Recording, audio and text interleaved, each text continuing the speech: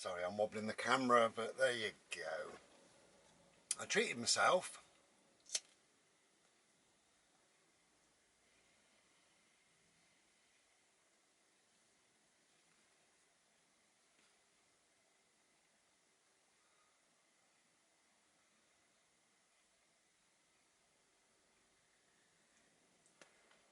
I treated myself to a couple of little corn cobs. One's got a bent stem, whatever you call it, and the other's got a straight stem, for very nearly the price of just one. So I thought, yeah, why not?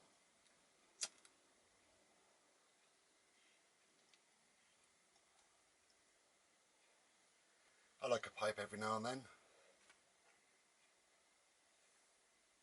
Quite nice, really.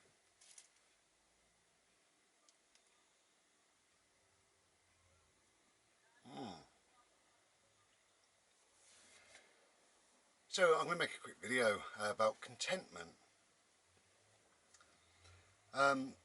Somebody fairly recently, I'll tell you who the somebody was, it was Janet, Life on the Half Shell. She said, in amongst one of her videos, she said if you want to know what contentment is, go over and see the Ramblings of Bry. Which was lovely. Thank you very much, Janet. And I'm pretty much content, really, you know. But it got my brain whirring like it does. So where does contentment come from? How do we attain contentment? Am I really content? Let me just move the camera. There we go. You know, contentment, clearly it's an inside thing, you know. And I think what happens is everybody's looking for this contentment, whatever contentment is it happiness, joy, peace, an inner harmony, you know, being at one with yourself, being just accepting yourself. I don't know really what contentment is as such, but it's certainly coming from within rather than these outside, these peripheral sort of nonsense things of stuff and money and things like that, you know. So yeah, it definitely comes from within. Whatever I've got, it comes from within, and I cultivate it. You know, it's like it's a little bit like a spiritual practice in a way. You know, to become calm and relaxed and peaceful, that is probably contentment, and all of that, you know, is a bit of a practice in a way, because the world really isn't a peaceful, wonderful place at times. But I go through each day in a very calm, peaceful state, regardless of what happens and what I hear and what I see and all the rest of it. So yeah, I am content, you know. And you know, I was thinking that the way we live our lives, in many respects, really, is we're not being true to ourselves because we're living our lives. In fact, we're living our parents' lives. A lot of us, you know. And what I mean by that is quite simple. If you're religious, then chances are, not always, right? This is only ever right for me, not always, but if you're religious, quite often your parents may have been religious. If you watch a lot of television, probably your parents watched quite a lot of television. If you celebrate Christmas, probably your parents celebrated Christmas. It's not always the case, I know, you know. And it goes on and on and on, you know, and when you grow up, when you get a bit older, you end up doing, some people, you end up doing the same as what your parents did. So, you know, if they were religious, then you end up being religious, or if they're watching television, then you watch television. You know, it's an odd thing, really. None of that would bring you contentment. If they're chasing money and they're working hard, then you end up chasing money, you end up working hard, in the belief that that will bring you some kind of contentment, you know. What happens is people are kind of, oh, I want that, I want this, I want more, I want more, I wish I had this, I want that, oh, I hope I get this, you know. All well and good, it's very nice to have a few hopes and dreams, but that's all outside stuff, you know, and this stuff really won't bring you contentment. It really won't, you know. Okay, you can have a few extra pounds in the bank if you want, you know. You can have a nice holiday, you can buy a CD or a book or a couple of new pipes. You can do whatever you want, and you get this fleeting few moments of happiness, and it dissipates very, very quickly. So you go back to that same level. And by kind of searching for this contentment in a bit of a manic way, you actually go below the level you were at in the beginning, because you get the disappointment, the upset, the anger, the bitterness, feeling of failure perhaps, or you're just annoyed with yourself or upset or whatever it is.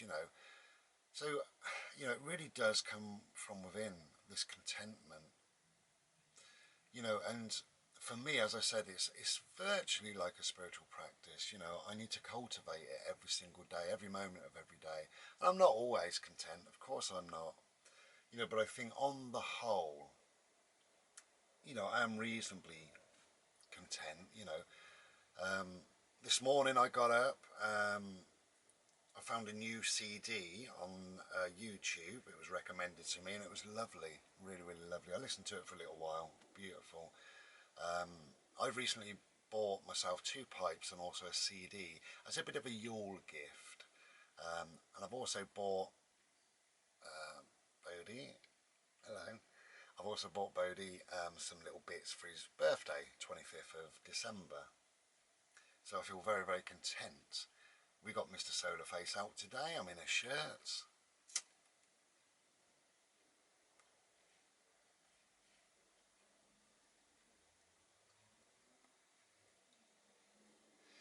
But I don't feel that I need a lot in my life to make me feel very content. It can be a very, very small thing that can just build this sort of energy up inside of me, just to remain quite content, quite peaceful, quite harmonious really. It can be anything. I mean, today as I say, we did all what we did, and then I went out and we played the usual under Mr. Solarface with Bright Blue Skies, and I just had a big smile on my face. And I got to thinking that so far this is the mildest winter in many, many years. And although sometimes I'm not very well, I need warmth, and rather than being out there in the frost and the ice and thick snow and freezing cold winds, I'm out there under blue skies, Mr. Solarface. And I just smiled, I even laughed, I thought, wow, beautiful, absolutely beautiful. And I'd much rather have that feeling running through my veins, much rather have that than trying to get a few extra quid behind me. Rather than being in debt because I wanted a nice car, a nice holiday. So I don't want a lot. I never need a lot in my life, never. In fact, probably the less I have, the happier I've become really over the years. It was difficult when I first moved into Ishi. It was quite difficult because I had to go from a 2-bedroom house into a very small motorhome. And I had to get rid of certain things that I didn't really want to get rid of. And I got boxes, and I was putting stuff in boxes, taking it back out, and then being quite severe on myself and things like that. But I did manage to keep the books that I wanted to keep, and I did manage to keep the CDs that I wanted to keep. So although I've got very few, I've got what I really, really want. And that begs the question, doesn't it? Why did I have 1,000 CDs downstairs and about 500 upstairs? Why was that? Didn't need them. I haven't missed them, so I didn't need them, didn't want them. Just, they cost a lot of money and they're heavy and I couldn't carry them. And it's much the same with books and things like that. Some books I couldn't part with, some certain things that I've got I couldn't part with. And these small things, again, they add to the contentment of my life because I don't have a lot to worry about in life. A lot of people, you might be watching this, what have you got, to be concerned about maybe? Is it the rent or the mortgage, the council tax, water rates, electric bills, gas bills, phone bills, internet, saving for a holiday, a lot of people are worried about Christmas because they always are every year. And it just goes on, and you pile all this pressure on yourself. But again, if you look back at your parents, perhaps your parents did that, and now you're doing the same. So who are you? Are you you, or are you your parents? You know, and as I say, a lot of thoughts, ideas, and opinions are actually not yours, they're your parents'. So you live in kind of surreptitiously, you know, through your parents in many respects. You know, we are products of our environment and our teaching, our schooling, our friends, our parents, things like that. But I think it's important to acknowledge that, accept that, and create a little space in your head where you become you. You know, I've been, over the years, I've been a little bit frowned upon by certain people, on and off, you know, because I'm quite spiritual and certain people are not. Maybe somebody in the family, maybe friends, maybe work colleagues. But it doesn't matter. If they don't understand, you know, my life, where I'm going, what I want to do and what have you, I'm not bothered. It doesn't matter. Again, I've been frowned upon and stuff like that because I don't celebrate Christmas. I choose not to celebrate Christmas. And somebody in my family said, well, you used to do it when you was a little boy. I don't understand. Yeah, I used to. You know, that the control that people have over you, you know, society, the system, the government, religion, your parents, the school. You're expected to celebrate Christmas when you're a little boy, aren't you? You know, you can't say when you're 7, oh, I don't want Christmas. But as a man, as an adult, you then look at things. Do I want religion in my life? Do I want Christmas? Do I want whatever? You know, do I want hassle and trouble and stress? And do I want a little bit of joy? You know, a little bit of contentment, a little bit of peace running through my soul. You know, I am a spiritual person, and I'm probably the only real spiritual person in the whole of my family.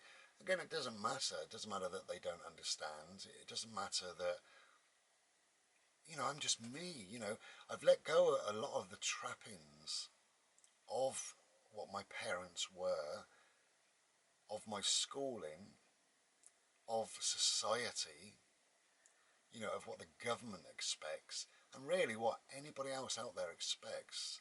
You know, don't expect anything from me and you'll get me. And that's the way it should be, shouldn't it, really? You would have thought.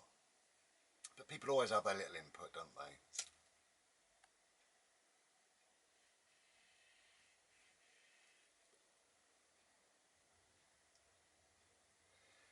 So I think for me, you know, commitment, contentment, I don't know what I'm on about, I don't know what I'm saying, do I really? Being content within yourself, you know, is dealing with yourself on a level of acceptance, really. I've got lots of faults in my life. I've got some good points, some bad points.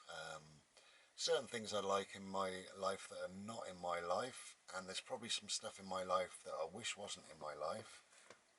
And it doesn't matter really. The overriding factor is, you know, I am content. I am content. I am just peaceful. You know, I wish a lot of stuff the same as everybody else, but I don't wish what they wish. You know, I'm sure if I walked down the street and I could read people's minds, they would be saying, "Oh, you know, I wish I wasn't in debt, and you know, I wish I could get a better job, and I wish my relationship was better, and I wish this, and I wish that, and you know, I wish I had a load of money in the bank, and I wish I could have a fancy holiday, and I wish I could buy a brand new car." You know, I wish I was a little bit healthier, and I just wish that the world was a better place. I wish that people could be nicer to each other, more caring, more accepting. That's what I wish for, really. You know, apart from that, I don't wish for anything else. You know, it's a very simple life, really. You know, I've always said that. It's very, very simple.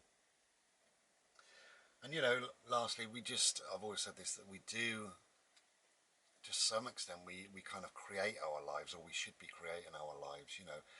And a lot of it is our thoughts create our lives, you know. Of course they do.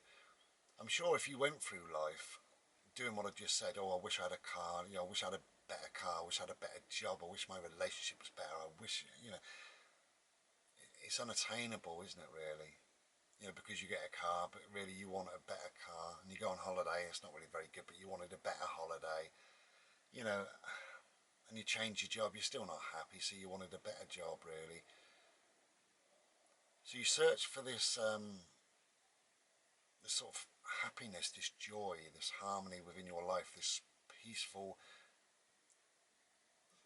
you know, life force and life energy, and it's not out there. You're wasting your time searching for it. It's not out there. It's already within, isn't it, really? It's just creating that space and listening to yourself and accepting whatever comes your way from within. That's the important place. If it comes from within, it's important. If it comes from outside of you, it's quite nice for a very short period, you know. I got, I bought myself a little treat, a little Yule treat, apart from my pipes. I bought this. It's Any Colour You Like by Black, Colin Vernicombe, and this is a big thick booklet in there. It's a 2 CD set, and it's lovely. I've waited for it to come out. Every single lyric is in there from every single song. There's loads of photographs. There's an interview. There's loads of stuff in there. Loads and loads and loads of stuff. I'm really looking forward to spending some proper quality time with that. When I first got it, I was overjoyed. My sort of contentment, my happiness, my joy lifted. I've had it 2 days and it's kind of dissipated a bit, really, because it's just a couple of CDs and what have you. But I'm going to be listening to it in the next couple of days. I'm just going to spend the whole day on it, and that will fill me up, really. And it was £9.99, and it's an outside influence. But sometimes outside influences can be good, obviously, because they change you on the inside. And that will make me feel really happy and bubbly and lift my spirits and what have you. So I'm looking forward to that. But if I couldn't have that, I'm still very content. I would be content without it. You know, I'm content seeing a tree. I saw a ladybird yesterday, crazy old ladybird, right? A bit chilly. I was over the park and there was a ladybird, bless him. Her, it. I didn't ask. I didn't want to impose.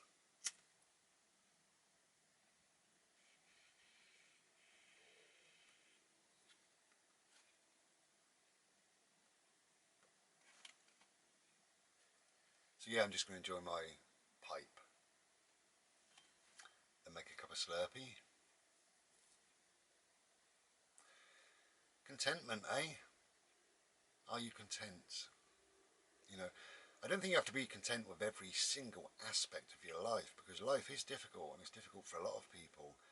But I go through life that I personally am content. Therefore I can deal with whatever goes on, you know.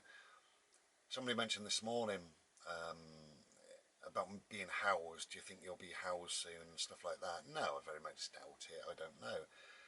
I would like to think before next winter I'm in some bricks. That's what I'd like to think, you know. I'm not going to worry about it. It'll come my way if it comes my way. If it doesn't, it doesn't, you know. And I think that's the level of contentment that I flow at. You know, what else am I supposed to do? You know, I could sit here and worry about it. It's not going to change the situation. I could make phone calls and emails and shout and rant down the phone. It's not going to change the situation. I could worry myself sick about the next winter coming up. It's not going to change the situation. Or I could think, well, it'll happen if it happens, you know, and let's go out and enjoy our life, you know. As simple as that. It's very, very, very easy and very simple just to live a happy, harmonious, content life, if we want to. Anyway, a big rambling there. I don't know if I made any sense because I wasn't listening. It's very nearly Christmas Day. I will upload this. You'll probably get this between Christmas and the New Year, I would imagine. So it's a long one for you to watch. So yeah, anyway, I hope you've had a good Christmas if this is after Christmas, or a good Yule or Hanukkah or whatever you celebrate, you know, winter solstice and all the rest of it, or nothing, you know. I don't really celebrate anything. I just celebrate being alive. I think that's enough for me. Don't need any more than that. So Happy New Year to everybody as well, and let's hope it's a good one. 2016, I've already said this in the video, it was difficult, wasn't it? So let's hope 2017 brings us a few things that we need, but not from the outside. Let's build it up inside and let it come through. Take care then, and be well, and try and be beautiful.